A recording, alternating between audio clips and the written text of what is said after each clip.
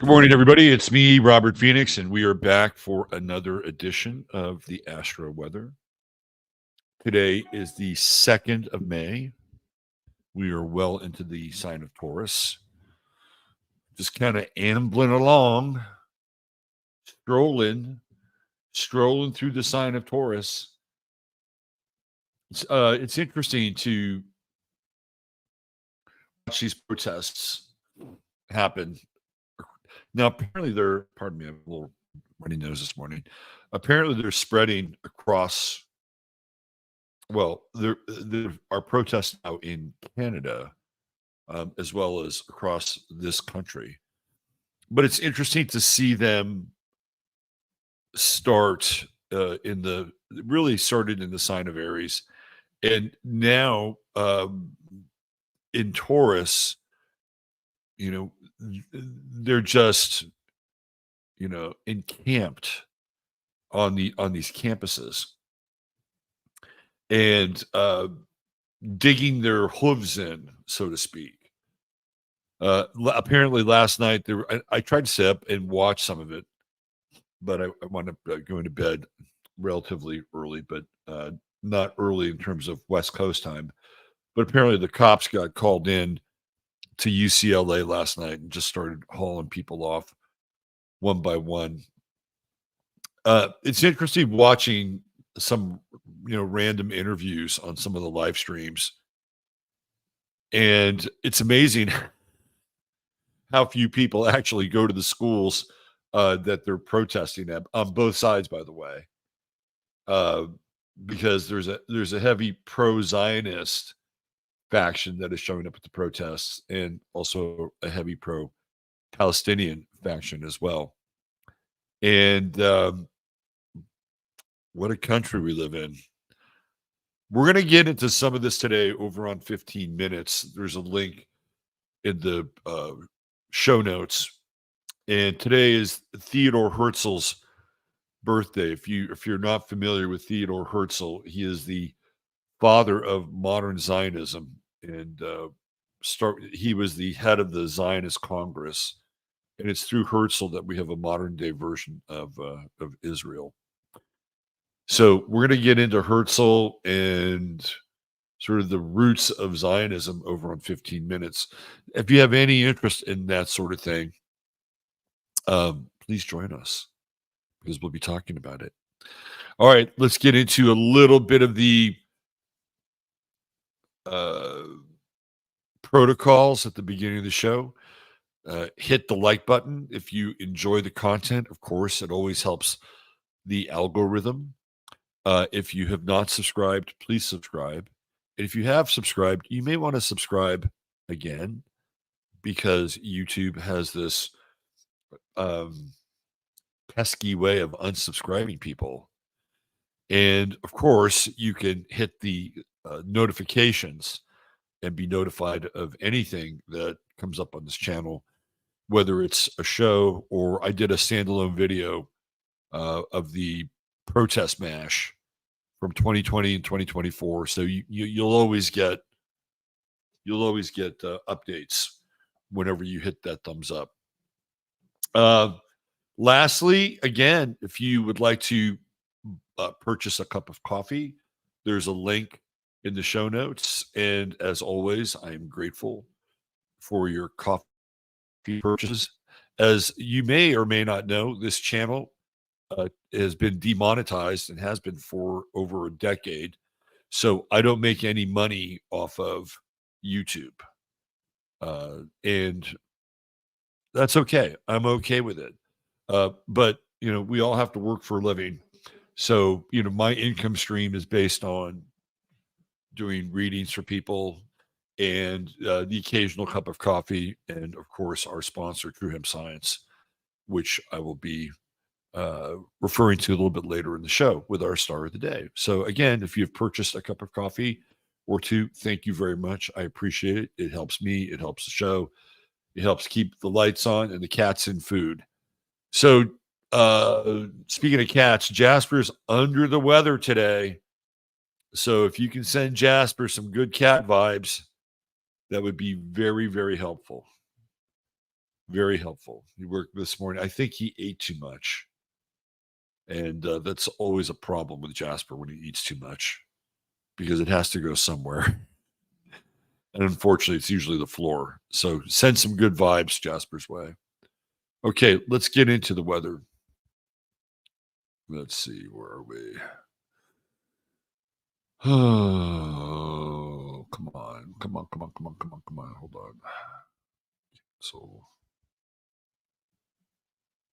all right there. All right.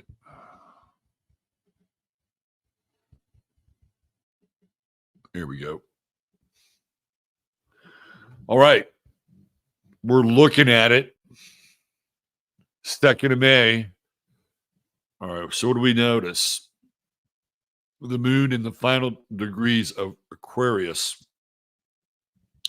And what's interesting is that yesterday, so the Biden administration is busy, busy, busy, busy, busy.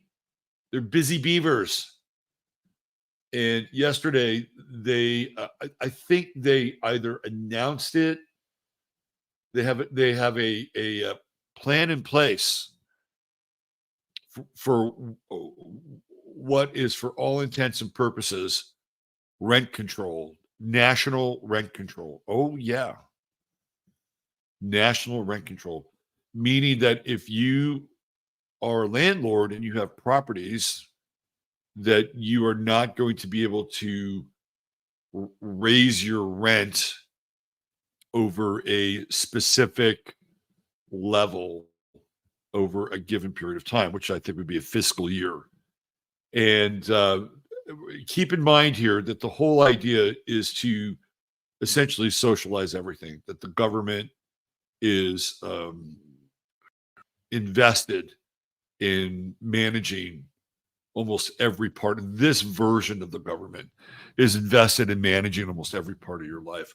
So when we get into the moon in Aquarius, we're into this whole idea of the collective, right? And remember, I was talking about real estate yesterday with this moon in Aquarius, and especially the square with Uranus and the square with Jupiter.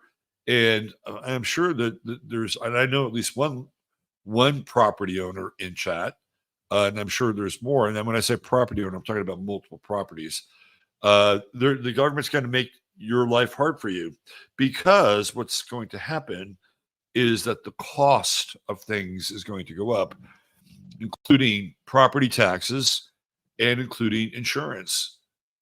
So they're de-incentivizing people to own more than one piece of property.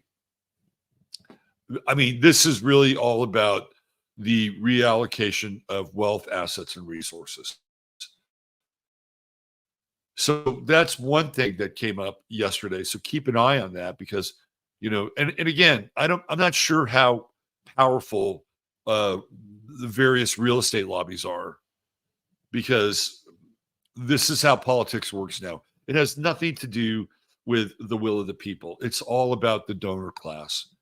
So if there are powerful real estate lobbies and powerful lobbies that represent property owners, what will they do? Well, they'll go to the various congressmen and senators. Usually congressmen are like the first level, right? They're the first level. They're cheaper. I think congressmen are cheaper to buy. But they'll go to the congressman and they'll, say, hey, how's your campaign going? Are you coming up for reelection? Well, we'd love to be able to help you out and donate to your campaign. And, we want to talk to you about this new law that they're trying to pass. And we really appreciate it if you could sit down and hear us out. And, it's how the game works. It's how the game works. So if you are a quote unquote landlord and you have more than one property, you better get organized. And again, that's another function of Aquarius, like working together in unison as a group, because they are clearly gunning for your ability to raise the rent on your properties. And it's to me, I always find it fascinating that there's so much antipathy towards landlords. Like I'll go on various message boards and I'll kind of read through uh, the relationship between, you know, landowners, landlords, multiple property owners, and people that despise them. Well, what are you going to do? Like, who, if you're going to rent, and these are renters, like, who the fuck are you going to rent from? And I'm not one. I don't have a secondary property that I rent out to people. I mean, I think now, again, if you look at what's going on with squatters and people uh, just occupying properties that are vacant, if you are trying to rent them, and then you have to rent them, and you better be sure that you're renting to the right people who are going to pay the rent and not make your. So there seems to be this, again, this asymmetric attack on resources, which we've seen across the board. So if you're invested in that world, well, you better organize, because it's this national uh, rent restriction is being talked about and heavily talked about. So you have to ask yourself, well, you know, what's the incentive for the people in Congress? Uh-oh, my mic dropped. Hold on a second.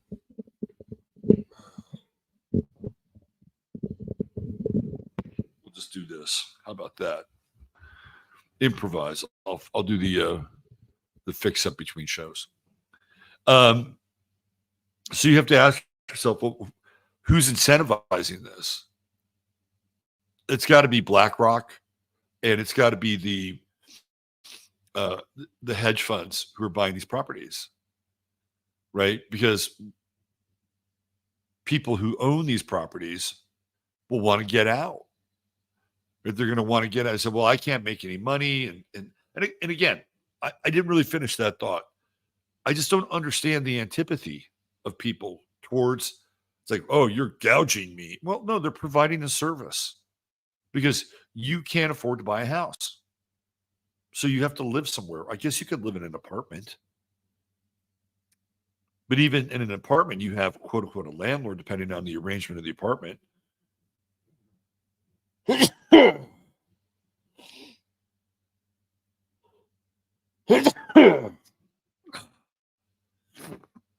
So a lot of these things are going on right now, and they're happening in the backdrop of the protests. And so it's always one hand is doing this, and then the other hand is doing this. So while we're all fixated on what's going on in the campuses, you know, they want to push these new laws through.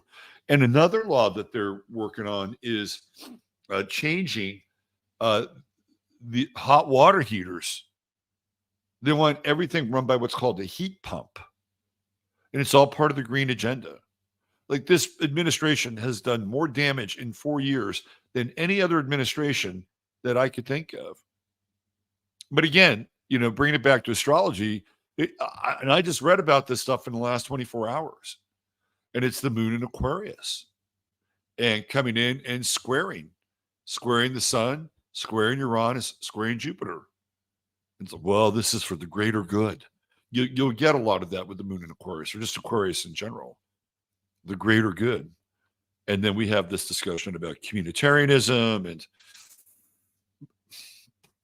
anyway, this is the sort of the background program of the social engineering that's going on. Well, we're fixated by the battle for Israel and Palestine on the campuses across America. So if you're a property owner and you have multiple properties, you better figure out who's going to represent you in Washington, D.C. You better get organized, and you better sweeten the pot so that these tiny people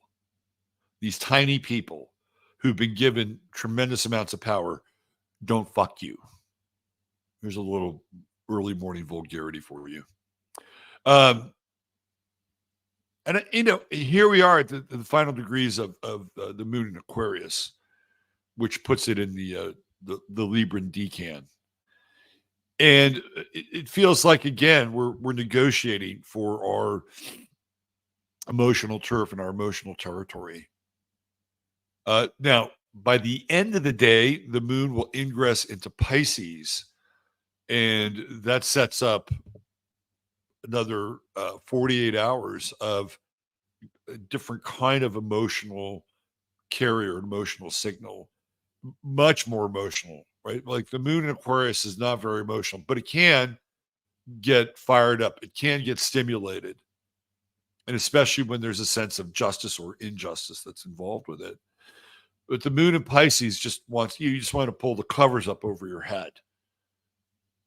And it feels like that's the energy starting later tonight, going through tomorrow. So it's sort of like, okay, yes, I know it's spring and we should be out gallivanting in the fields and stopping to smell the flowers. But it also feels very much like I'm gonna sleep in and just kind of wake me up when this whole thing is over. Now, all these aspects in Pisces over the next 48 hours are going to be amplified, right? It is going to be amplified. The moon is going to amplify, what's going on with Saturn and what's going on with Neptune. And Moon Saturn conjunctions aren't always fun. They're the energies are very, very different, right? The moon is fluid, it's emotional, especially in Pisces. And Saturn is full stop. Full stop. We're not going to be emotional. We're going to be sober. We're going to have a much more quote unquote mature relationship with the rampant running emotions. And there's a lot of inherent spiritual and religious qualities, which we started tracking a long time ago with Saturn and Pisces. When Saturn went into Pisces, we had the event at the Christian college in Kentucky, where like these people were in this sort of deep state of grace and bliss for weeks on end, and it started to spread. It was like, wow, that's interesting. And then there was the movie, what was it, Electric Jesus or something like that, that came out. And so again, we're still dealing with that religious narrative, albeit it getting kind of played out on these college campuses. And this whole idea, and what's interesting about the Palestinians is that some of them are Muslims, but a lot of them aren't. There are a lot of Palestinians who are Christians. So when we see this clash of cultures and clash of ideologies on the college campuses, it really encompasses all three of the Abrahamic faiths, right? So Saturn also, to me, represents colleges. You go there to get a degree. Eventually, they put the little black hat on you, which has the Saturn cube on top of it, right? When you graduate, you move the tassel from one side to the other, which basically signifies you belong to Saturn now. You belong to the culture, right? So all this is happening on college campuses. And it's going to be interesting because the Moon Saturn conjunction, to me, represents trying to break through. There's a sense of desperation, and I'm talking about in that context, right? In that context, and I just watch what's happening, and I'm like, Rodney King is kind of clanging through my head, like, can't we all just get along? Can't we all just get along? Well, apparently, the answer to that is at this point, no. Although there was some interesting fuck Joe Biden on one of the campuses, and then you had, I think, kind of a MAGA crew, and then you had the protest for Palestinians crew, and they were going back and forth, fuck Joe Biden, because this is and then I talked about this before, like this group of young people do not like the current regime. They don't like them because they're enabling this entire conflict to go on. So I'm like, wow, look at this. And that's very Aquarian too. Like that was an Aquarian kind of moment. And it's the magic. I call it the magic of triangulation. So we're coming into tonight, tomorrow, and Saturday. It's quite moody. That's the energy. It's quite moody. And again, these emotions are trying to break through, and they're trying to break through in a collective sense. One of the things that we do get with Pisces as well is this whole idea of like the victim and this kind of crucifixion, and I feel like that's also a part of the story. So one of the things that you want to pay attention to in your own life, and look, it's easy to be depressed and sad during these times. Trust me, you know, we all have an ongoing exercise and relationship with doing our best to stay in the game. And for some people, they meditate, some people pray, some people meditate and pray. And by the way, meditation, I've always felt like meditation doesn't just have to be sitting cross eyed, breathing, watching your breath, rolling your eyes back into your head. You can garden and it can be meditative. You can work out and it can be meditative. You can paint and it can be meditative. I always felt like we have to broaden the definition of what meditation is. And some people say, well, the everyday art of living is a meditation if you are mindful enough with it. And it feels like with the moon moving into Pisces, we're looking at strategies of coping in a lot of ways.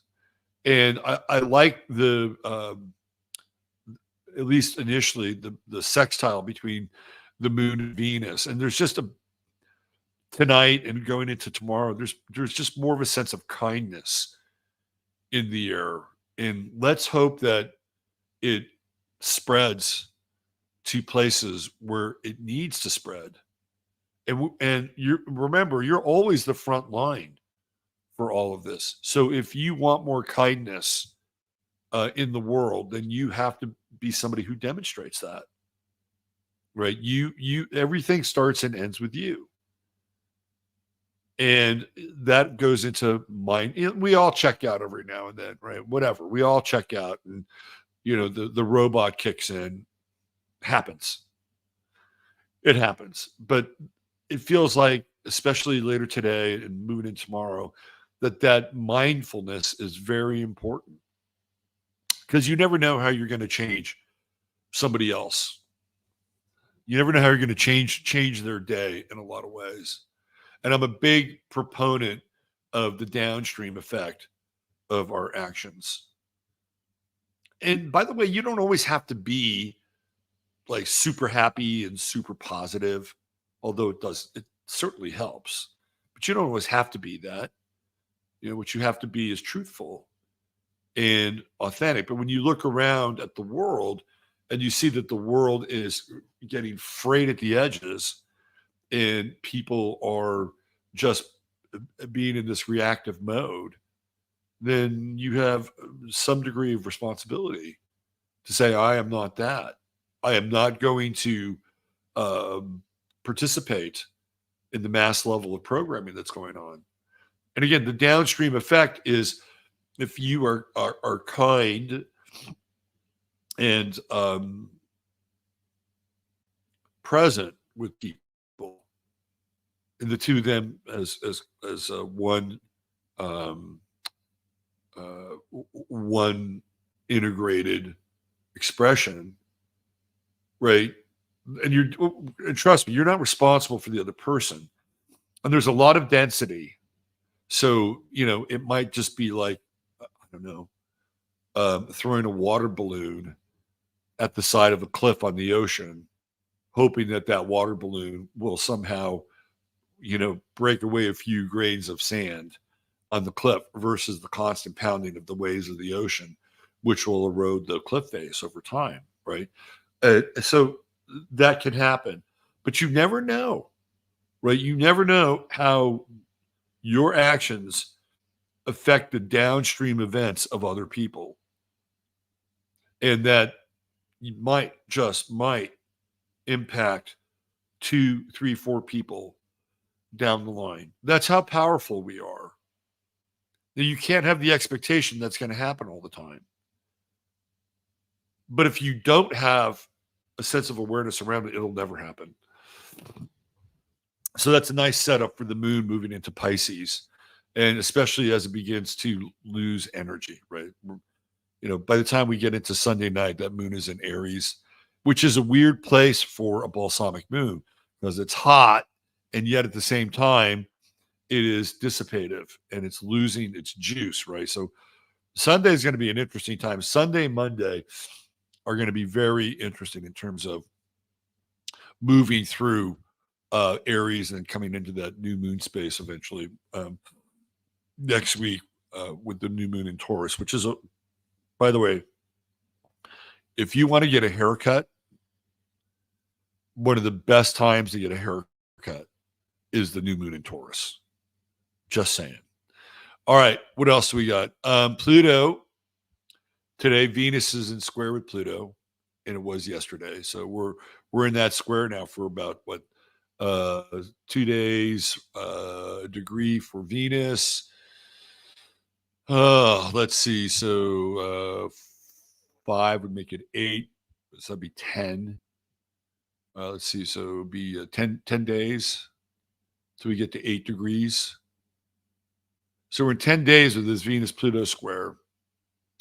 And in relationships and negotiations, Venus-Pluto squares are intense. Now, the good news with the Venus-Pluto square is you'll hang in there. You'll hang in there, and it's like, okay, I'm not going to abandon you. I'm not going to jump ship.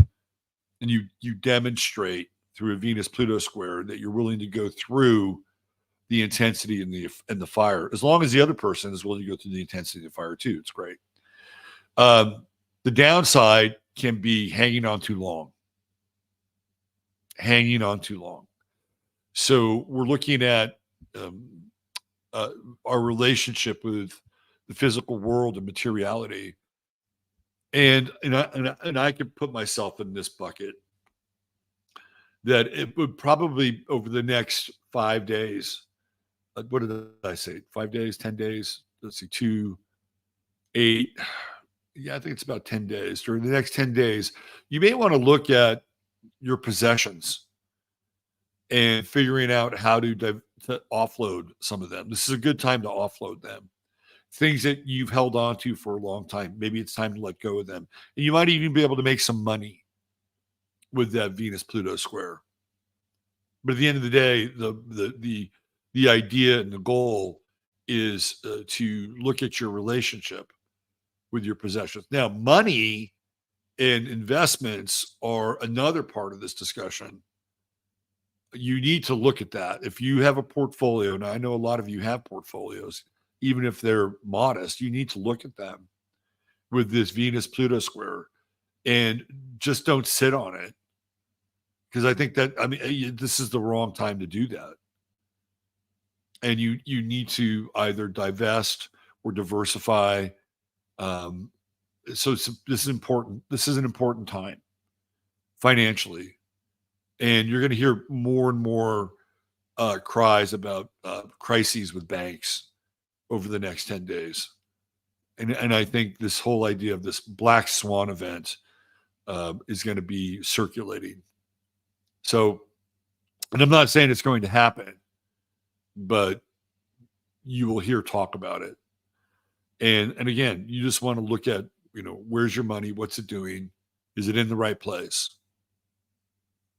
That's a big part of this Venus-Pluto square. Mercury is picking up steam. And we are 3 days away from the Mercury-Chiron conjunction. And that'll be very interesting since Chiron is at the 20th degree of Aries, which we talked about on Sunday night. That is the U.S. Chiron return. And I think that's, it feels to me like people are just, and I know I've said this before, but it's like, I've had enough. I'm mad as hell and I'm not going to take it any more moment. and people are going to be expressing themselves and risking that expression. Because Aries doesn't really care whether it's liked or not, right? That's kind of the foundation of Aries. And when you get into that Mercury Chiron square, you're really risking not being popular, not being liked, and it just feels like, well, kind of time. It's also very, very warlike. Now, the other side of it with Chiron is I also feel like there can be a bit of a modification. There can be, you could play the role, which is weird for Aries, right? But you could play the role of a mediator with the Mercury Chiron conjunction. Chiron could go one or two ways. It could go the Saturnian way or it could go the Uranian way. The Uranian way is fuck you. This is what I have to say. And sit down and take your fingers out of your ears and listen. And I think there's a lot of that just percolating, through the masses. The Saturnian way is much more measured. It's much, much more measured and understanding that words have impact. So it'll be an interesting transit. And again, we're talking like Sunday night when it's in full bloom. All right. Why don't we get into our star of the day? But before I do, I have to bring up the banner, the Bruce banner.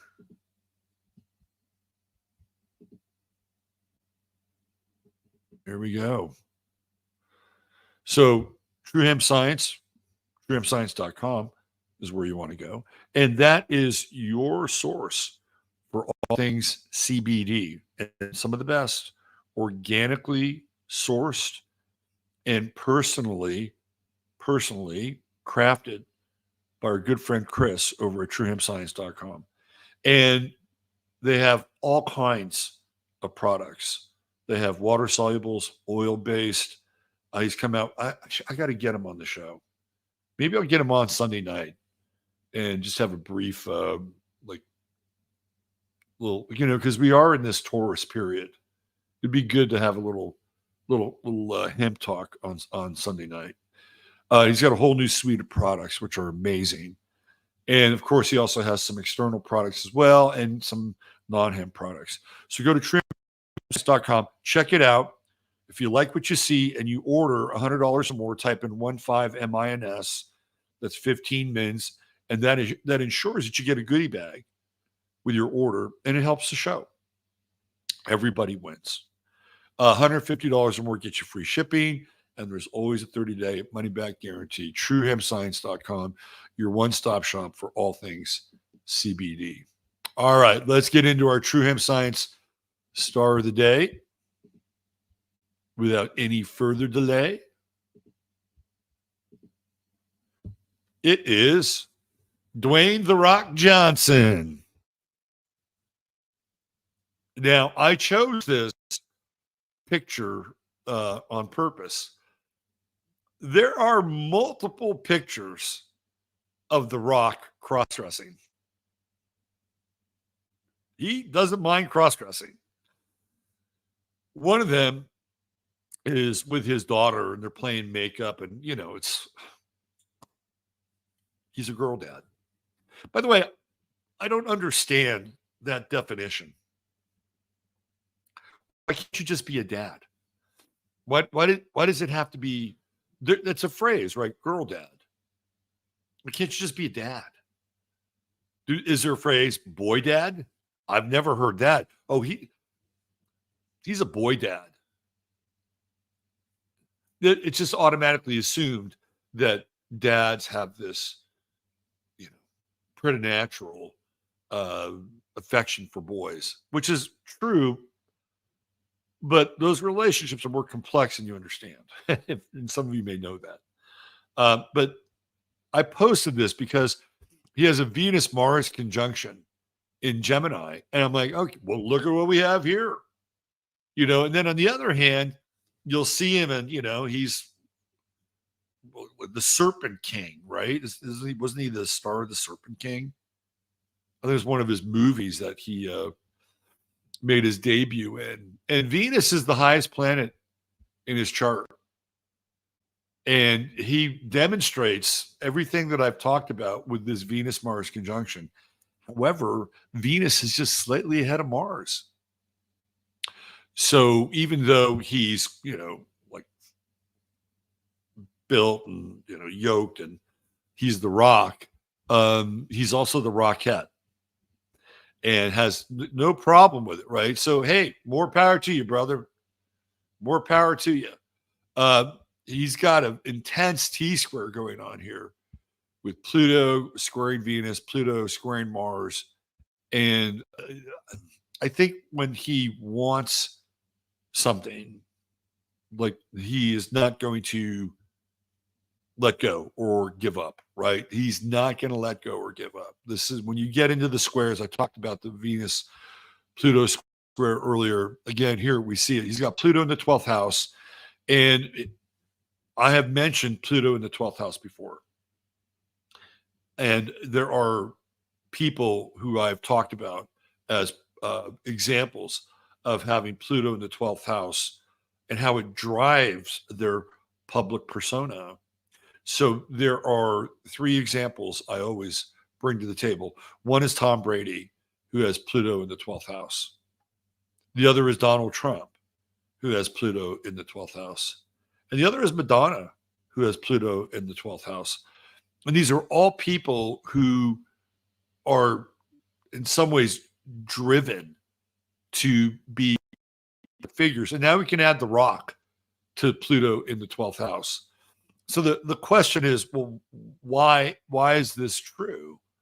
Or why does this happen? Some of it, I think, because Pluto in the 12th house has a lot to do with hidden or secret pain, right? That the person is carrying around. And I know for Donald Trump, a lot of it has to do with his father and his brother, who died of alcoholism, and he had a very complex relationship with that brother.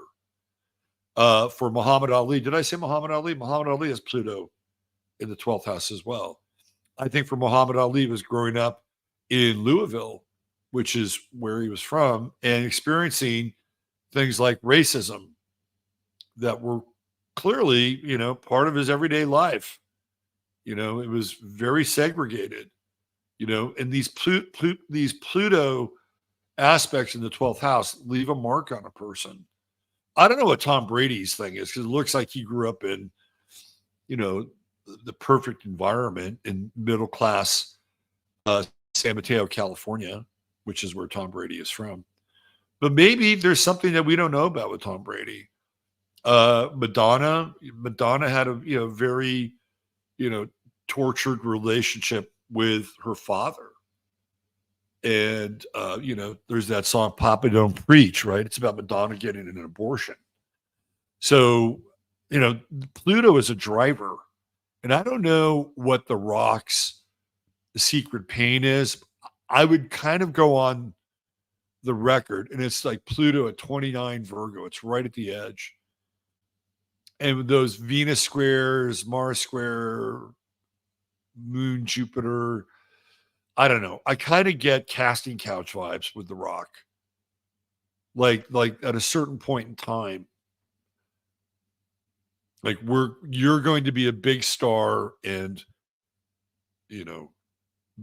bend over, right? I mean, I know that's kind of crude, but I was hanging out with Alex from Crypto Kubrology last night on Twitter, and he's a big wrestling fan. He knows all about wrestling, and he was talking about, because I posted 4 images of the Rock in drag, and he talked about how there was this wrestler, Kevin Nash, who was drunk and on some kind of a stream, and basically was intimating that Rock swung both ways. Hey, look, whatever, if that's what you want to do, go for it, right? And then we started talking about like like, I'm not a huge wrestling guy. I appreciate the fact that these men and women are incredible athletes, and they can do things with their body and their body mass, which are kind of remarkable, right? The flips, the falls, and then you have the theater that's associated with it. But I was talking about this guy, Pat Patterson. When I was a kid, I watched wrestling. I think I stopped when I was about maybe 10 or 11 years old. And this shit's fake. But Pat Patterson was really big in our area. He was he was a regional wrestler. In fact, The Rock's father, Rocky Johnson, was also a wrestler in our region. And he was known as the Soul Man, Rocky the Soul Man Johnson. And quite often he and Pat Patterson would tag team. And The Rock's grandfather is Peter Maivia, who is a wrestler, because Rocky Johnson married Peter Maivia's daughter. So that's where Rock gets his Samoan genes. It's through Peter Maivia's daughter. So Peter Maivia, with his brother, would also wrestle. So I brought up Pat Patterson, and Alex told me that Pat Patterson was the first openly gay wrestler on the wrestling circuit, and he was Vince McMahon's right-hand man. So he was intimating that Vince McMahon was bisexual and went both ways. And this is the guy that's in charge of all the wrestling, right? So, I'm just kind of like adding the numbers up in my head. I'm like, oh, interesting. Well, I wonder what, is there a casting couch in wrestling? Like just about every other thing when it comes to being promoted. I'm like, probably. So maybe that's where this Pluto stems from in the Rock's chart. And it also squares the moon and it squares Jupiter. What's interesting about the moon Jupiter conjunction is it kind of makes them larger than life, right? And when we think of Taurus, we think of the earth and we think of things like rocks. So, he's larger than life in terms of his expression. And it's the one trine that he has.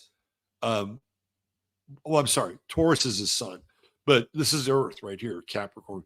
So his sun has like one major aspect. And this is just my theory and opinion, is that when a planet has only like one aspect to it, it is amplified, right? There's no other aspects that are really, minor aspects are different discussion. There's no other major aspects that are competing for the energetic angle of that planet. So when we have a sun trine with the moon and Jupiter, it amplifies the sun even more because there's no other angularity going on. So when you see the Rock, he's kind of larger than life, right? It's like he does, his name is Dwayne Johnson, but everybody knows him as the Rock. And when you get a singular name, you're kind of larger than life. So I find this trying to be very, very interesting in terms of his persona. He's got Saturn in the 8th house. And I think it's a fascinating placement for Saturn because his father was a wrestler and he's a wrestler, right? And so even though, and then there's this weird twinning going on with his father and Peter Maivia. So he comes from a wrestling lineage. And the 8th house has a lot to do with, I think it has a lot to do with lineages. And so when we talk about the 8th house, we'll also talk about like will and testament and other people leaving you things. But I think it goes beyond that. I think it gets into DNA. So he has the wrestling DNA in his chart. His father was a wrestler. His grandfather was a wrestler, and he became a wrestler. And then you get this kind of twinning model. And I don't know who he's married to, but his father married the daughter of a wrestler. And it's also like, what went on? Like he doesn't really talk about his father very much. And there's that Neptune Saturn opposition with going on there. And I'm like, there's I think there's a story around his father that we don't know about. And when we get into Neptune oppositions, it's like Neptune is the cloud that sort of occludes the planet on the other side, right? And what's interesting is that a lot of astrologers, when they see Neptune in the second house, they'll automatically say, "Oh, that's terrible for money. That's terrible for money. You're always going to lose money. You're always going to lose." The Rock is fucking rich. He's rich. He's rich, bitch. He's rich. So, and this is my theory of Neptune. I've talked about this before in the second house. Neptune is tidal. It's tidal. And you can have when the tide is in, brother. Like, those are good times. When the tide is out, the tide is out. So if you have Neptune in the second house, don't despair. All you have to do is give thanks for, the blessings in your life and the blessings that you have. And if you have a windfall, give thanks. And then if you go through a fallow time, give thanks. Why? Because the tide will come back in again. Now, it's retrograde, so it might mitigate some of that kind of Neptunian flow in some ways, right? So maybe it's more rooted or fixed. And he also has a sextile to Pluto. Now, usually this is generational, but I do feel like it does have an impact from the 12th to the 2nd. And Pluto is resources. And he's got that Pluto trine going on, right, to Saturn. It's a wide trine, but a Pluto trine to Saturn. And he's got a Uranus trine to Saturn. So Uranus on the ascendant, it's like sneaky. It's in the 12th house, but it's also on the ascendant and retrograde. He's got a lot of retrograde in this chart. Jupiter retrograde. But his money is Jupiter and the moon, right? And how does he make his money? Well, he makes his money by talking in a lot of ways, and that's the third house. But he's also, I think he's Libra rising, and I think it was Tucker. Who was it? Was it Tucker? Tucker and Joe Rogan were talking about The Rock and how they both interviewed him, and they both really, really liked him. He's just the nicest guy, right? And you get that with Libra rising. But, just over on the other side of that ascendant is Uranus. And there's a kink and a wrinkle to The Rock. He has Mercury in Aries, and he's got that Mercury Chiron conjunction that we were talking about. So old Rocco here is going through his Chiron return. And I think one of the things that's interesting is that how he, during the last election, he came out, he supported Joe Biden. And now he's like, yeah, I'm not going there this time. Right? It's kind of like, okay, you're on the other side of your Chiron return. Are you going to have a much more mature relationship with being a celebrity and being political?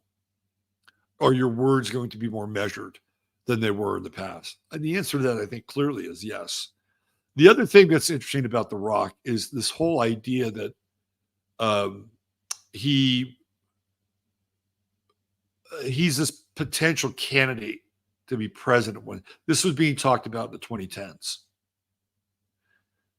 And I could kind of see it. I could kind of see it with Saturn in the 8th house, like the kingmaker behind the scene, like people behind the scenes wanting to position this guy. If I were him, I wouldn't do it.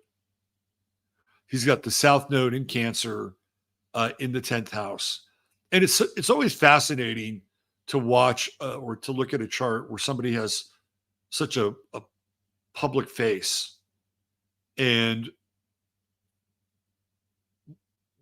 like, he's got the True Node in his 4th house. He's a family guy. Like, that's where he's supposed to be spending the majority of his time. Now, that said, he's got Ceres in Leo. and we know that Leo is all about, art and drama and acting. So with Ceres there, it's a talent that he would nurture. And I'm wondering, like at some point, and he also went through that Pluto conjunction with his true note. I think he's over the last 2 years that he's changed. He's changed. But I think it would be a disaster for him to run for president.